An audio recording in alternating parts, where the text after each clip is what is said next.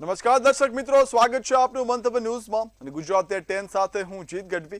સમાચારની શરૂઆત કરીશું તો મહત્વના સમાચાર જામનગરથી મળી આવ્યા છે। ચાંદીપુરા વાયરસનો કહેર યથાવત જોવા મળ્યો છે। એક જ દિવસ બાદ 3 બાળકોના મૃત્યુ થયા છે। જામનગરથી વાત કરીએ, જીજી હોસ્પિટલમાં ચાંદીપુરાના 12 કેસ નોંધાયા છે। એક જ દિવસમાં 3 બાળકોના મૃત્યુ થયા છે। ચાંદીપુરાથી અત્યાર સુધી 8 બાળકોના મૃત્યુ થયા છે। ધ્રોલના એક બાળકનું ચાંદીપુરાથી મૃત્યુ થયું છે। હાલ 3 બાળકો છે તે એક જ દિવસમાં મૃત્યુ પામ્યા છે। જીજી હોસ્પિટલમાં 12 કેસ નોંધાયા છે। કાલાવડના 2 બાળકોના મૃત્યુથી ખળભળાટ મચ્યો છે। આરોગ્ય તંત્ર છે તે એક્ટિવ થયું છે। હાલ 2 બાળકો સારવાર હેઠળ છે। તબિયત સુધરતા 2 બાળકોને રજા પણ આપવામાં આવી છે। તંત્ર છે તે હરકતમાં આવી ગયું છે। આરોગ્ય તંત્ર એલર્ટ મોડ પર દેખાઈ રહ્યું છે। ચાંદીપુરાથી અત્યાર સુધી 8 બાળકોના મૃત્યુ થયા છે।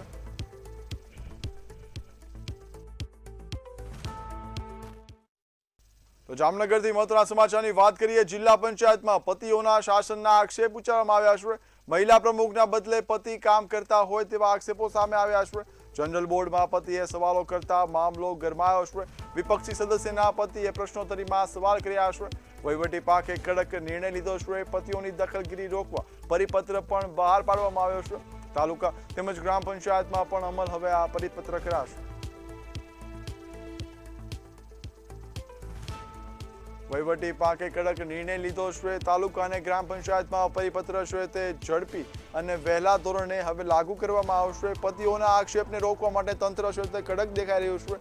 પતિઓની દખલગીરી રોકવા પરિપત્ર બહાર પાડવામાં આવ્યો છે।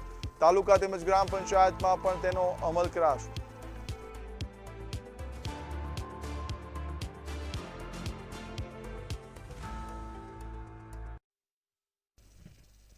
તો સુરતથી મહત્વના સમાચારની વાત કરીએ, જ્વેલર્સમાંથી સાસુ અને વહુએ ચોરી કરીની ઘટના સામે આવી છે। અમરોલીના સતનામ જ્વેલર્સમાં ચોરીની ઘટના બની હતી।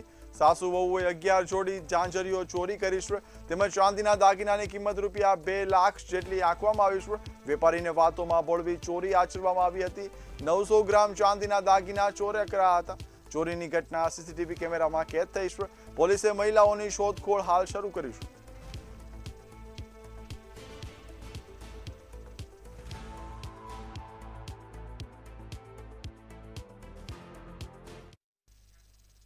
રાજકોટથી વાત કરીએ, જિલ્લા શિક્ષણ વિભાગની મોટી કાર્યવાહી સામે આવી છે। મંજૂરી વગર સ્થળ બદલતી શાળાઓ સામે તવાઈ કરવામાં આવી છે। ન્યૂ ફ્લોરા અને અંબિકા સ્કૂલને નોટિસ પાઠવવામાં આવી છે। બંને શાળાઓને બંધ કરવાની નોટિસ ફટકારી છે। શાળાનું સરનામું અલગ, શિક્ષણ સ્થળ અલગ છે તેવા આક્ષેપો સામે આવ્યા છે। લાંબા સમયથી નિયમોનો ભંગ થતો હોવાના પણ આક્ષેપો કરવામાં આવ્યા છે। ફાયર એનઓસી અને બીયુ પરમિશનનો પણ અભાવ દેખાઈ રહ્યો છે। મનપાએ ન્યૂ ફ્લોરા સ્કૂલને સીલ કરી છે। સીલ બાદ મંજૂરી વગર હવે સ્થળ બદલાયું હતું।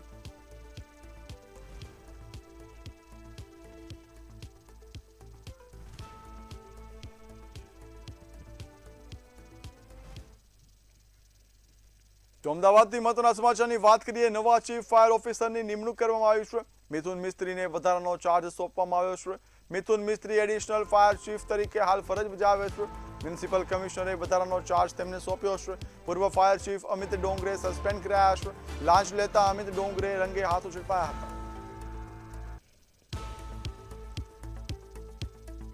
વાત કરીએ, હાલ મિથુન મિસ્ત્રીને વધારાનો ચાર્જ સોંપવામાં આવ્યો છે। મ્યુનિસિપલ કમિશનરે તેમને વધારાનો ચાર્જ સોંપ્યો છે।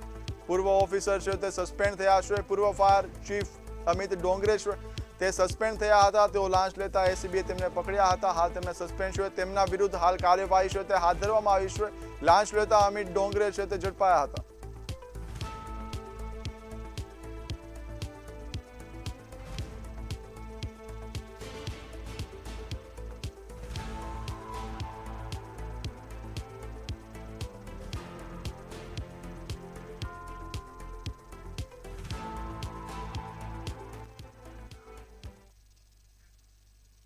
તો આગળ મહત્વના સમાચારની વાત કરીએ, બાવળા બગોદરા હાઈવે પર ગમખ્વાર અકસ્માત સર્જાયો છે।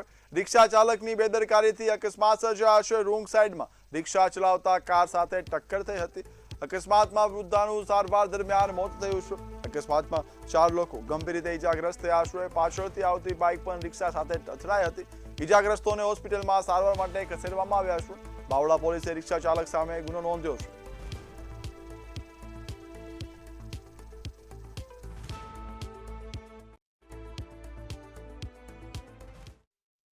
તો આણંદથી મહત્વના સમાચારની વાત કરીએ। ઉમેટા મહી બ્રિજ પર સુરક્ષા વધારવાની માંગ ઉચ્ચારવામાં આવી છે। વારંવાર બનતા આત્મહત્યાના બનાવોને પગલે રજૂઆત કરવામાં આવી છે। બ્રિજની બંને બાજુ ક્રેશ બેરિયર લગાવવાની માંગ કરવામાં આવી છે। બેરિકેડ અને ચેતવણી બોર્ડ પણ લગાવવાની રજૂઆત કરવામાં આવી છે। અમિત ચાવડાએ માર્ગ તેમજ મકાન વિભાગને પત્ર લખીને રજૂઆત કરી છે। વારંવાર રજૂઆતો થાય છે પરંતુ કાર્યવાહી નથી થતી તેવા પણ આક્ષેપો ઉચ્ચારવામાં આવ્યા છે। નાગરિકોની સુરક્ષા માટે હવે તાત્કાલિક કાર્યવાહી થાય તેવી માંગ ઉચ્ચારવામાં આવી છે।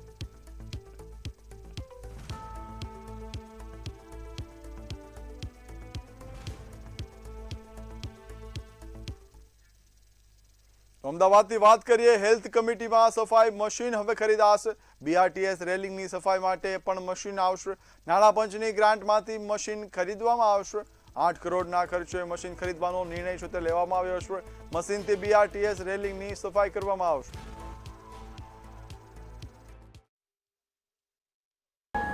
વિસ્તારના વચ્ચે જે સેન્ટર વર્જ આવે, રોડની વચ્ચે સેન્ટર વર્જ આવે, સેન્ટર વર્જ તથા આઇકોનિક રોડમાં જે નવી ડિઝાઇનના રોડ બની રહ્યા છે એમાં જે રેલિંગ આવે તો એ રેલિંગોની સફાઈ માટે આગામી નાણાં પંચમાંથી જે ગ્રાન્ટ ફાળવવામાં આવી છે એ ગ્રાન્ટમાંથી લગભગ 4 મશીન ખરીદવાના છે અને એ લગભગ 8 કરોડનો ખર્ચ એમાં થવાનો છે અને એ મશીનનો ઉપયોગ આ પ્રકારની રેલિંગો સફાઈ કરવા માટે ઉપયોગ કરવાનો છે। કયા પ્રકારની રેલિંગ? બીઆરટીએસની રેલિંગ હશે કે સેન્ટ્રલ વર્જ હશે? કઈ સેન્ટર વર્જની રેલિંગો હશે, આઇકોનિક રોડની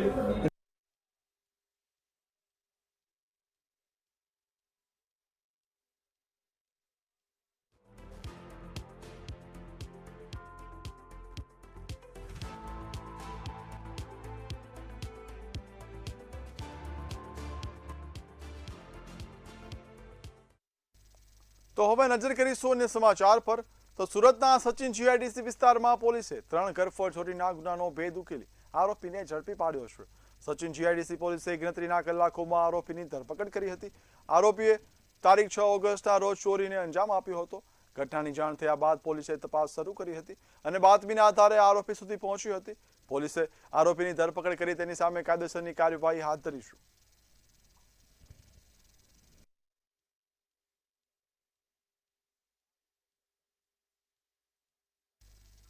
સુરેન્દ્રનગરમાં આંગણવાડી કાર્યકર બહેનોએ માનદ વેતન વધારાની માંગ સાથે કલેક્ટરને આવેદનપત્ર આપ્યું હતું। વર્કરોને ₹24,800 અને હેલ્પરોને ₹20,000 ચૂકવવા તેમજ વર્ગ 4નો દરજ્જો આપવાની માંગ કરાઈ છે। હાઈકોર્ટના ચુકાદાનો અમલ કરવાની પણ માંગ ઉઠી છે। માંગણીઓ જો નહીં સ્વીકારાય તો આગામી મહિને પરિવાર સાથે ગાંધીનગર ખાતે ધામા નાખી વિરોધ કરવાની ચીમકી ઉચ્ચારવામાં આવી છે। અમને વર્ગ 4ના કર્મચારી ગણે। અમે સરકાર પાસે એવી અપેક્ષા રાખી છે કે અમને વર્ગ 4ના કર્મચારી ગણે। અમારો પગાર ન વધારે તો કાંઈ નહીં, અમને 10,000 મંજૂર છે। વર્ગ 4ના કર્મચારી તો અમે સરકારી કર્મચારી તો ગણાય। એકાય કર્મચારીમાં ગણતરી નથી। લાંગી પાંગી ગણતરી કરી અને અમારું માનસિક મનોબળ સરકારે ભાંગી નાખ્યું છે। સરકાર અબજો રૂપિયાના ધુમાડા કરે છે જાહેરાતો પાછળ, પણ એક વર્કર બેન વારંવાર આંદોલન કરે છે કારણ કે મહિલા છે। 50% સરકાર અનામત લાવે છે। શું આ અનામત છે? સરકારને કઈ તારી અનામત અમારે જોતી નથી। અમને અમારું માનદ વેતન ચૂકવે અને અમારી માથાદીઠ આવક વધે અને અમારું લઘુત્તમ વેતનમાં અથવા વર્ગ 4ના કર્મચારીમાં સમાસ કહેવામાં આવે છે એવીટી લાઈન મૂક્યું છે। આપ તમે વિચારો કે 3 વર્ષનું બાળક આંગણવાડીમાં આવે છે, એ બાળક શું સામે જોઈને બેસી શકવાનું છે?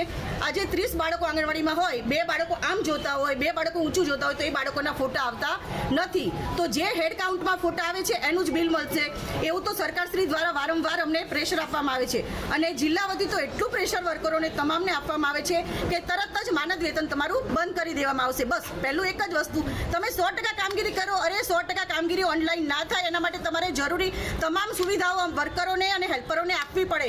આજે કેટલી વર્કરોની આંગણવાડીઓ એવી છે કે જ્યાં ચોમાસામાં પાણી પડે છે, જ્યાં પૂરતી સુવિધા નથી, આવવા જવાના રસ્તા બંધ છે, તેમ છતાં 100% કામગીરી કરો, માનદ વેતન ખતમ। બસ સરકારને 100% કામગીરી જ કરાવી છે, બાકી સરકારને પોષણ માટે કોઈ પ્રકારની કંઈ જ બાંધછોડ કરવી નથી। ખાસ તો એક જ છે કે ₹24,200 પગાર વધવો જોઈએ। અમદાવાદના કૃષ્ણનગર વિસ્તારમાં ડ્રાયફ્રૂટના વેપારીઓ સાથે છેતરપિંડી કરનાર આરોપી આખરે પોલીસની ગિરફ્તમાં આવ્યો છે। આરોપી પોતાના આર્થિક ફાયદા માટે જીવતા બાપને કથિત રીતે મૃતક જાહેર કરી ડ્રાયફ્રૂટના વેપારીઓ સાથે છેતરપિંડી આચરતો હતો।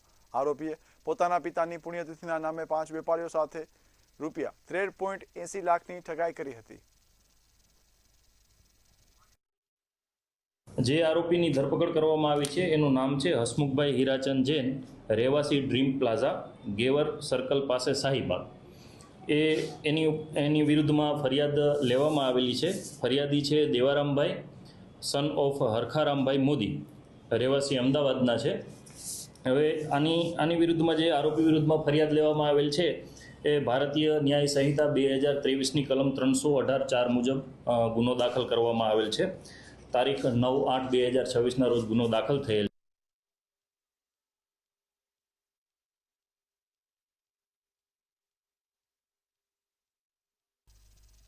બાવળાના બગોદરામાં ભારત ગેસ સિલિન્ડર લેવા ગ્રાહકોની લાંબી કતારો જોવા મળી છે। ઓટીપી સમયસર મોબાઈલ પર ન આવતા ગ્રાહકો 5 કલાકથી વધુ સમય સુધી રાહ જોતા હોય તેવા આક્ષેપો ઉચ્ચારવામાં આવ્યા છે।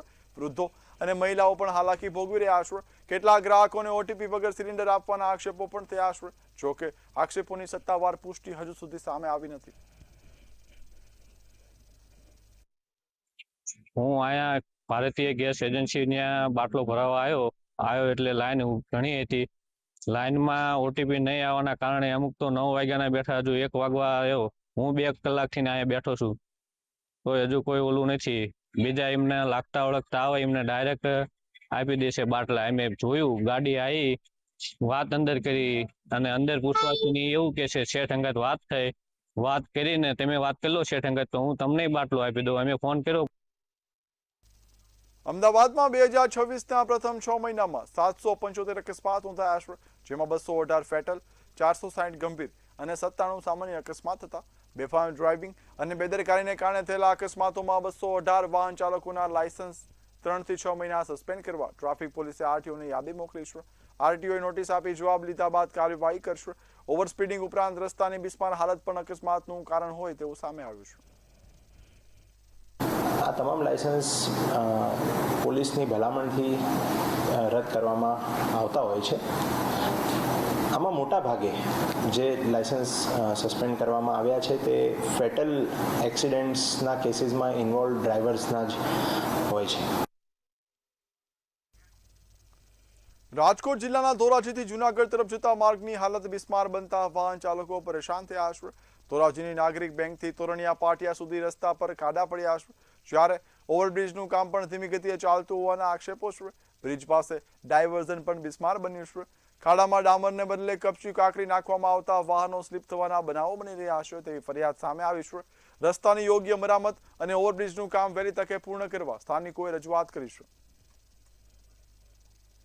ખૂબ જ બિસ્માર હાલત રસ્તા છે, ત્યાં અત્યારે રાહદારીઓ અને વાહન ચાલકો ખૂબ તકલીફો વેઠી રહ્યા છે, પરંતુ તંત્ર દ્વારા કોઈ પણ જાતની કામગીરી કરવામાં નથી આવી રહી। ખાસ કરીને વાત કરવામાં આવે કે જે ખાડા ઉપર ડામરનું નાખીને પેચવર્ક કરવાનું હોય ત્યાં તંત્ર દ્વારા માત્ર માટીનું મોરમ અને સિલિકોટની કાંકરી નાખવામાં આવી છે, જેની કારણે અકસ્માતોમાં વધારો ખૂબ થયો છે।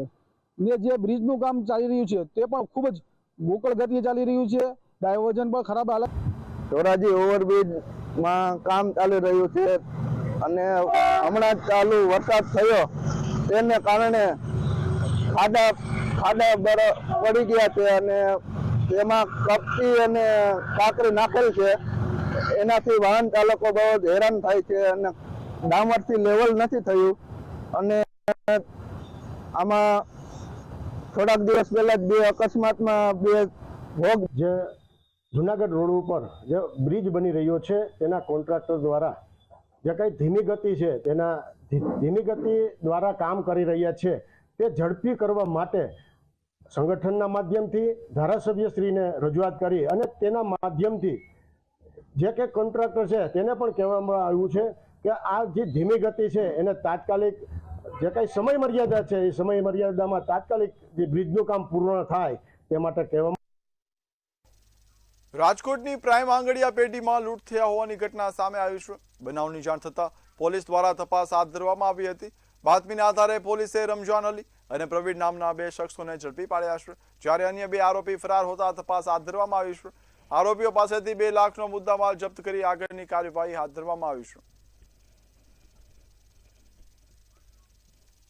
ખાતે આવેલ પ્રાઇમ એન્ટરપ્રાઇઝીસ નામની આંગડિયા પેઢીમાં એક લૂંટની ઘટના બની હતી, જેમાં સવારના ટાઈમે 2 આરોપીઓએ એક હથિયાર બતાવી અને ફરિયાદી પાસેથી 19 લાખ રૂપિયા રોકડા મેળવેલ હતી.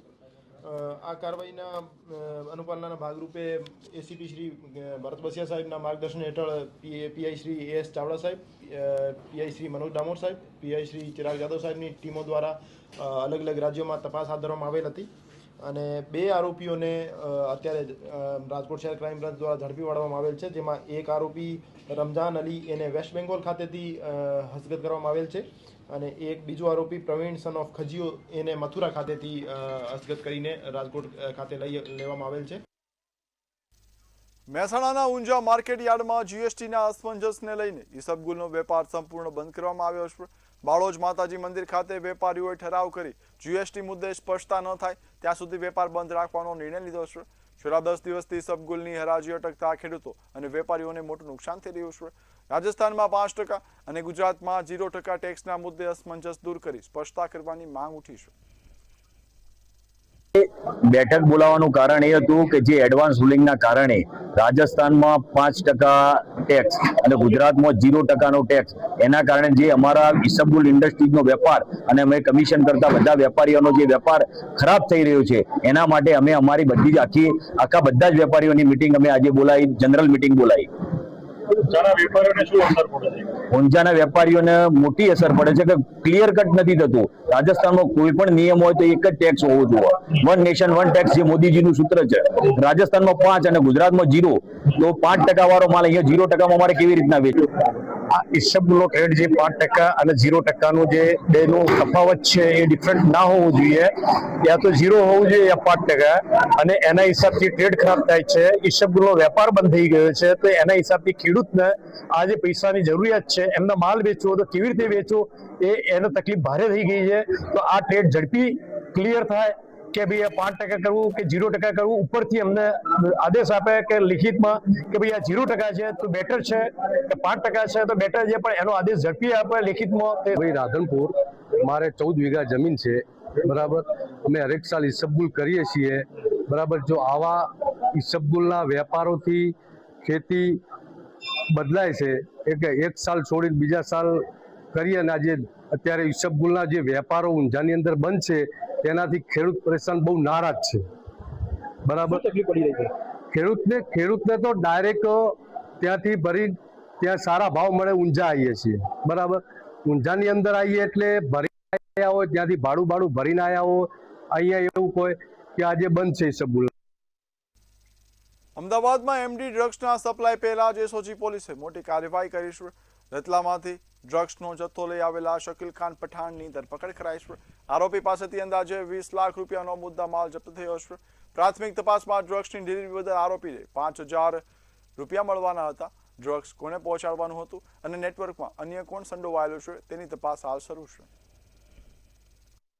જી, ગઈકાલે એસઓજી ક્રાઇમ બ્રાન્ચની ટીમે વટવા ઈસનપુર રોડ ઉપરથી એક આરોપી પાસેથી ઓલમોસ્ટ 200 ગ્રામ એટલે 199.45 ગ્રામ જેટલા એમડી ડ્રગ્સના જે જથ્થો છે એના પાસેથી એને રિકવર કરવામાં આવેલા છે, જેની કુલ બાજાર કિંમત ઓલમોસ્ટ 19 લાખથી વધુ ગણી શકાય એવી કિંમતના મુદ્દામાલ છે. હાલ એ જે આરોપી છે એ અહેમદાબાદ શહેરમાં એમપીથી આ ડ્રગ્સ લઈને કોઈને ડિલિવર કરતા એ પહેલાં જ ટીમે એને પકડી લેવામાં આવેલા છે અને આગળની જે પૂછપરછ અને જે અમદાવાદ એસઓજીએ કપ સિરપના ગેરકાયદેસર વેચાણના રેકેટનો પર્દાફાશ કરી ₹60 લાખની 5050 બોટલો જપ્ત કરી છે. સરખેજની પ્રામા હેલ્થકેર કંપનીમાંથી મિઝોરમ સહિત પૂર્વોત્તર રાજ્યોમાં સિરપ મોકલાતી હતી. મિઝોરમની હાર્મોન કંપની પાસે જરૂરી લાયસન્સ ન હોવા છતાં 34 પાર્સલ મોકલાયા હતા. એસઓજીએ હિરેન પટેલ અને પાશવા વોરાની પૂછપરછ શરૂ કરી છે, તેમજ એનડીપીએસ એક્ટ હેઠળ કાર્યવાહી હાથ ધરી છે.